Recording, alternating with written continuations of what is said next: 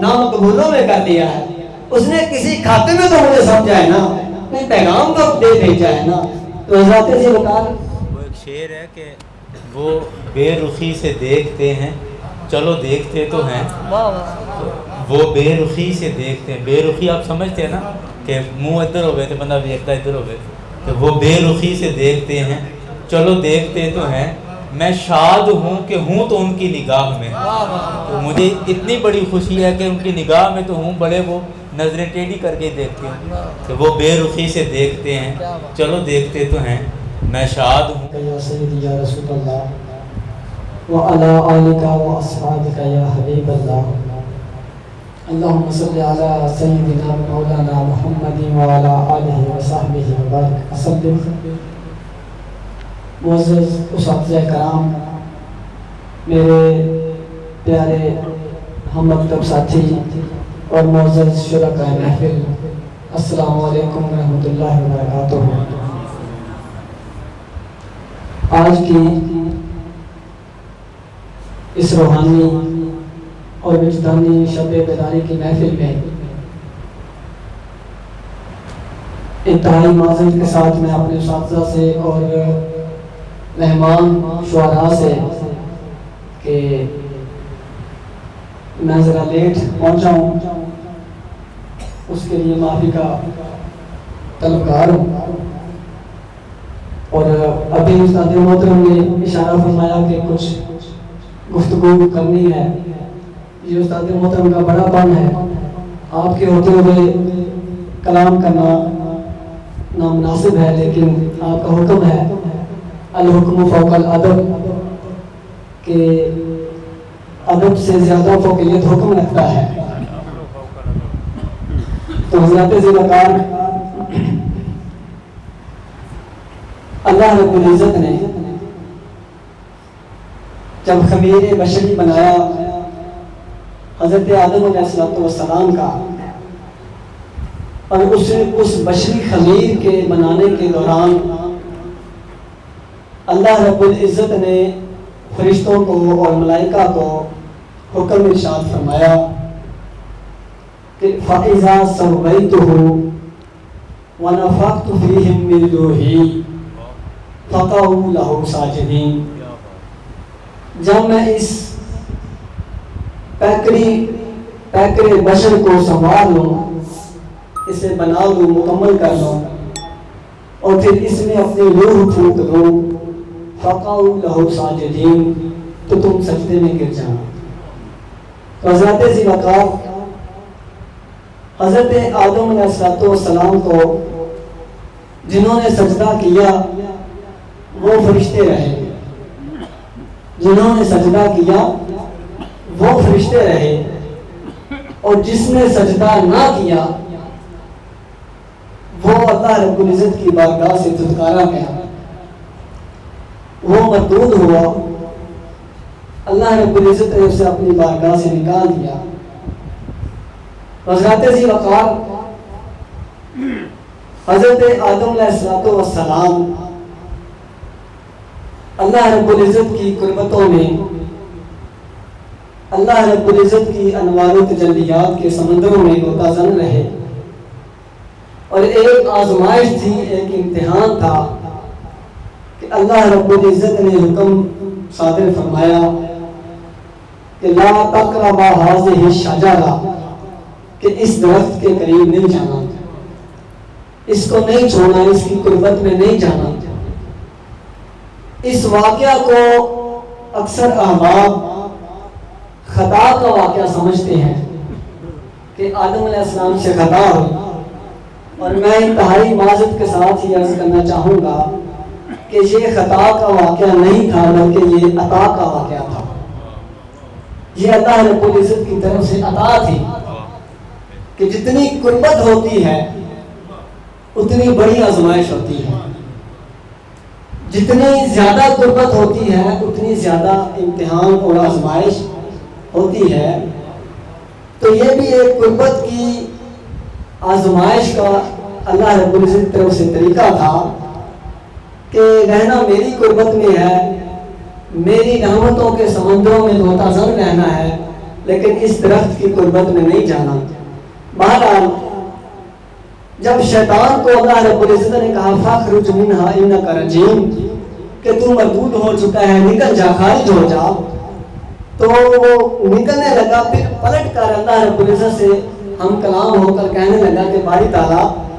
میں تیرے سارے بندوں کو گمراہ کروں گا۔ تو اللہ رب العزت نے پوچھا کہ سارے بندوں کو؟ پھر اس نے اپنی بات سے رجوع کی اور کہا نہیں باری تعالیٰ، جو تیرے پیارے ہو جائیں گے ان کو نہیں کروں گا، باقیوں پر ٹرائی کوشش میرے حملے ہوتے رہیں گے، لیکن جو تیرے پیارے ہوں گے ان کو نہیں کر سکوں گا۔ تو حضرات ذی وقار اب شیطان لائن یہ دیکھ چکا تھا کہ جو حضرت آدم علیہ السلام اور حضرت اماں حوا ہیں یہ اللہ رب العزت سے عشق کرنے والے ہیں، اس سے محبت کرنے والے ہیں، اس سے بڑا پیار کرنے والے ہیں، اور اللہ رب العزت کی بارگاہ میں ہمہ تن عبادت اور بندگی بجا لانے والے ہیں۔ تو اس نے تہیہ کیا کہ سب سے پہلے میں اس عاشق کو، اس محبت کرنے والے کو، اس اللہ کے اوپر گزیدہ بندے کو اس کی بارگاہ سے دور کروں گا۔ تو اس نے حضرت آدم علیہ السلام کو اللہ پاک کی قسم کھا کر کہا کہ اگر یہ دانہ کھاؤ گے، اس درخت کی قربت میں جاؤ گے تو ہمیشہ فرشتے بن جاؤ گے۔ یہاں پہ ہمارے کچھ احباب کہتے ہیں کہ فرشتہ بننے کی جو آرزو کی حضرت آدم علیہ السلام نے تو یہ خطا تھی، جبکہ یہ بات پہلے میں عرض کر چکا کہ فرشتے تو فقط وہی رہے جو آدم کو سجدہ کر چکے، اور جو آدم کو سجدہ نہ کیا وہ ابلیس ہو گیا۔ اب یہ خطا کا امکان نہیں ہونا چاہیے، بلکہ کسی اور اینگل سے سوچنا پڑے گا کہ حضرت آدم علیہ السلام نے جو دانہ کھایا اور اس درخت کی قربت میں گئے، وہ فرشتہ بننے کی آرزو نہیں ہو سکتی، وہ فرشتہ بننے کی آرزو نہیں ہو سکتی۔ کیوں؟ کیونکہ فرشتگی تو حضرت آدم کو سجدہ کرنے کے سبب سے تھی، جس نے سجدہ کیا آدم کو وہ فرشتہ رہا۔ اب یہ فرشتہ بننے کی آرزو کیوں کریں گے؟ اس میں ایک راز تھا، اس میں ایک راز تھا کہ حضرت آدم علیہ السلام یہ بات جان چکے تھے کہ اگر میں فرشتہ بنوں گا تو ہمیشہ اس کی عبادت اور بندگی میں رہوں گا۔ انسان ہونے کے ناطے، بشری تقاضے کے ہونے کے ناطے میرا اور میری بیوی کا جو تعلق ہے، جو رشتہ ازدواج ہے، جو رشتہ شہوت ہے، اور وہ رشتہ کہیں ایسی سبیل بنے، کہیں ایسا کوئی رستہ بنے، کوئی ایسا ذریعہ بنے کہ یہ رشتہ کٹ جائے، اور ایسا کٹے کہ ہمیشہ اسی کے دھیان میں مست رہوں، ہمیشہ اسی کے دھیان میں مست رہوں۔ اور یہ ایک راز تھا کہ فرشتوں میں شہوت نہیں ہے، فرشتوں میں یہ رشتہ ازدواجیت نہیں ہے۔ میں فرشتہ بنوں گا تو ہمیشہ اس کی قربت میں رہوں گا، ہمیشہ اسی کے دھیان میں رہوں گا، ہمیشہ اسی کی معرفت میں، ہمیشہ اسی کے رحمت میں رہوں گا، اسی کی بندگی میں رہوں گا۔ یہ ازدواجی رشتہ، یہ میاں بیوی کا رشتہ کٹ جائے، کوئی ایسی سبیل بنے، تو فرشتہ بننا مقصد نہیں تھا، بلکہ فرشتہ بن کر ہمیشہ اس کی بندگی میں رہنا مقصد تھا۔ یہ تو آرزو تھی نہیں کہ فرشتہ بنوں، وہ دیکھ چکے تھے کہ فرشتگی تو مجھے سجدہ کرنے کے سبب سے ہے۔ لہذا حضرات ذی وقار یہ اللہ رب العزت کی طرف سے ایک بہانہ تھا قربت سے دور کرنے کا، کہ قربت میں رہیں گے تو آزمائش زیادہ ہے، امتحان زیادہ ہے۔ تو حضرات ذی وقار اللہ رب العزت نے حضرت آدم علیہ السلام پر یہ عطا کی، اپنی خاص عطا کی کہ اسے تھوڑی سی دوری نصیب فرمائی، کہ میری بارگاہ سے دور ہوں گے تو اس میں پھر محبت اور بڑھے گی، عشق اور بڑھے گا، پھر تڑپ اور بڑھے گی، تو وہی ہوا جب اللہ رب العزت نے حضرت آدم علیہ السلام کو اور حضرت اماں حوا کو زمین پر اتارا تو یقیناً اور اللہ کی عزت کی قسم حضرت آدم علیہ السلام کی آہو پکا اور بڑھ گئی، گریہ زاری اور بڑھ گئی، اللہ کے حضور رونا دھونا اور بڑھ گیا، خشیت خضوع اور بڑھ گیا، اور رو رو کر اللہ رب العزت کی بارگاہ میں دعائیں اور التجائیں کرنے لگے۔ حضرات ذی وقار کہیں کہیں قربت محبت بڑھاتی ہے اور کہیں کہیں دوری محبت بڑھاتی ہے۔ جی اللہ رب العزت کی خطا کا یہ نہیں واقعہ کہ اللہ رب العزت نے خطا پر دوری کی، بلکہ یہ اللہ رب العزت نے عطا کی کہ حضرت آدم علیہ السلام کو اپنی قربت سے دور کیا تاکہ محبت اور بڑھے، عشق اور بڑھے، اور وہی ہوا جو اللہ رب العزت کو منظور تھا کہ جب اللہ رب العزت نے حضرت آدم علیہ السلام کو دور کیا تو عشق اور بڑھ گیا، محبت اور بڑھ گئی، طلب اور بڑھ گئی۔ تو حضرات ذی وقار عاشقوں کے طریقے اور ہوتے ہیں، عاشقوں کے طریقے اور ہوتے ہیں، وہ قربت میں ہوں تو بھی اور قربت کا مزہ چکھنے کے لیے بے تاب رہتے ہیں، اگر وہ دوری میں ہوں تو پھر بھی مولا کی بارگاہ میں قربت کا مزہ چکھنے کے لیے بے تاب رہتے ہیں۔ حضرات ذی وقار اللہ رب العزت کی انبیاء کی بارگاہ میں یہ جو مثال پیش کرنا چاہ رہا ہوں یہ اس لیول کی تو نہیں ہے، لیکن بات سمجھانے کے لیے بنی اسرائیل کا ایک بزرگ 60 سے 70 سال جنگلوں میں پہاڑوں میں عبادت کرتے رہے۔ اللہ رب العزت کے فرشتے نے ایک دن پوچھا باری تعالیٰ، سنا ہے کہ فلاں مقام پر فلاں بندہ آپ سے بڑی محبت کا دم بھرتا ہے،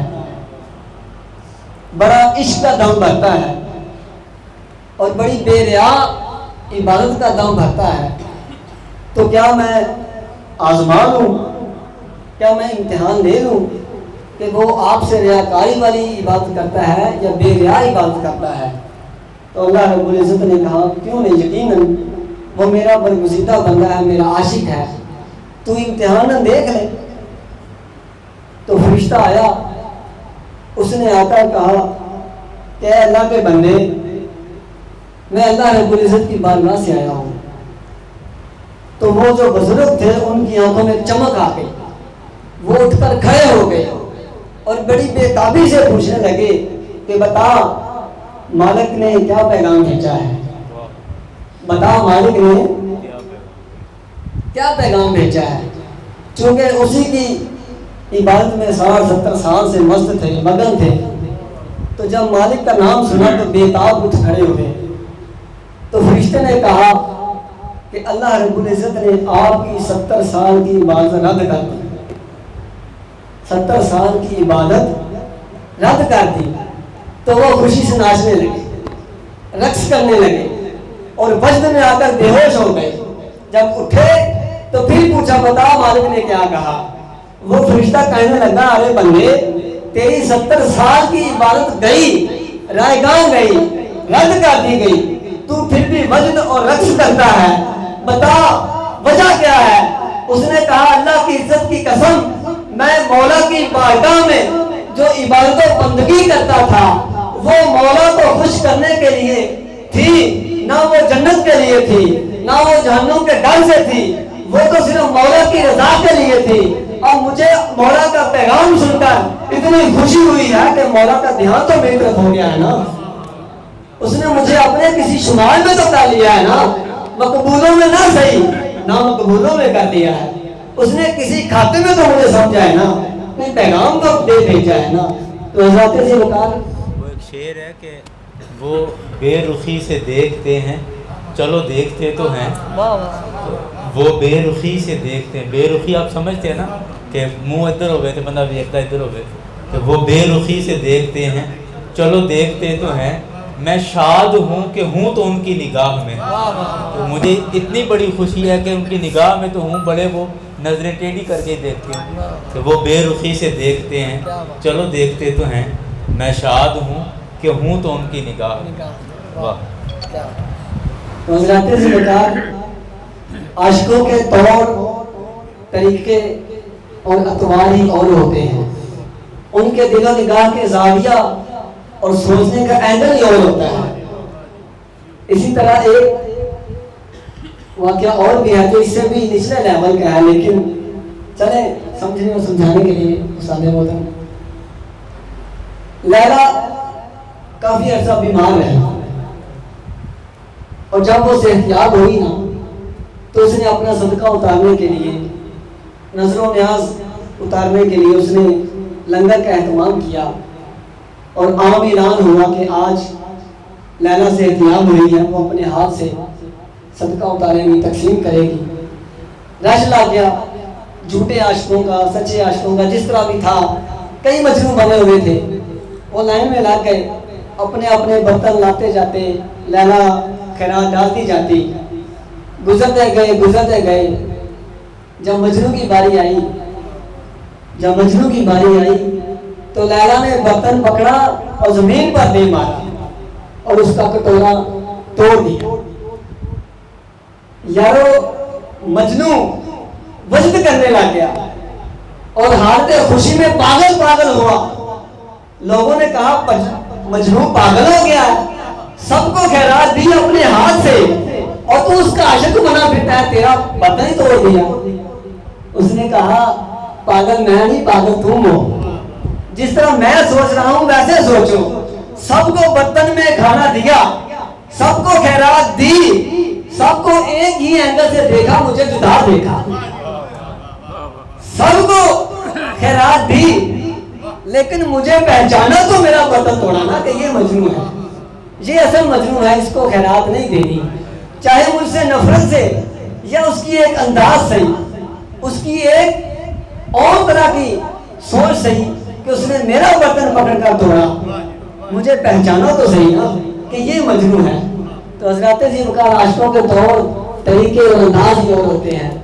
تو جتنے میرے دوست احباب بیٹھے ہیں، صرف یہ بات کرنے کا مقصد ہی یہی ہے کہ شب بیداری روحانی محفل ہے اور عرفانی محفل ہے اور وجدانی محفل ہے۔ تو حضرات ذی وقار ہماری زندگیوں میں